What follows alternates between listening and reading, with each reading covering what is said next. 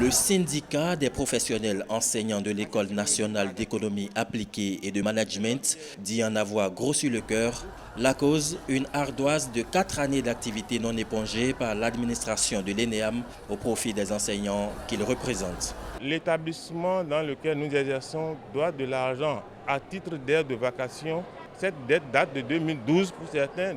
On doit à peu près 172 millions, sans compter les autres activités académiques que nous exécutons, mais qui ne sont pas directement chiffrées dans les 172 millions dont je viens de parler. Quand on a rencontré Madame la ministre, elle a dit que le 23... Prise de contact en début d'année académique avec les autorités à divers niveaux, lettre d'ultimatum à l'actuel ministre de l'Enseignement supérieur, motion de grève d'avertissement de 72 heures en date du 12 mai dernier adressée à la directrice de l'école. Toutes ces démarches sont restées sans suite majeure selon le syndicat. Il est donc temps de passer à la vitesse supérieure, une grève illimitée qui démarre ce mardi. La directrice de l'ENEAM, elle nous a reçus à son bureau. Elle reconnaît les arriérés d'honoraires de vacations dus aux enseignants, mais précise que les caisses de l'ENEAM sont actuellement en souffrance.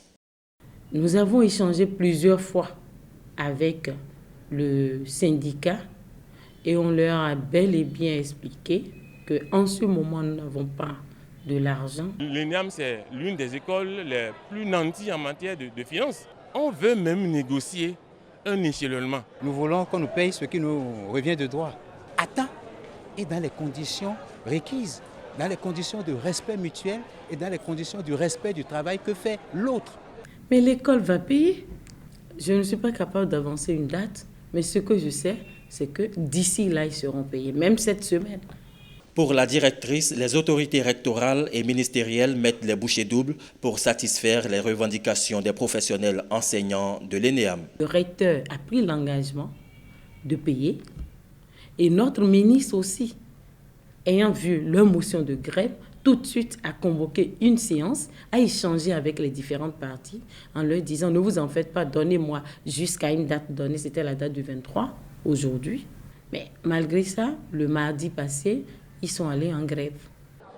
Des victimes innocentes peuvent être enregistrées si rien n'est fait pour baisser la température. Le plus dangereux dans cette histoire, c'est les enfants qui vont au BTS. Dans moins d'1 mois, ces enfants doivent aller au BTS. Et c'est la période où on fait les renforcements et on fait les examens blancs.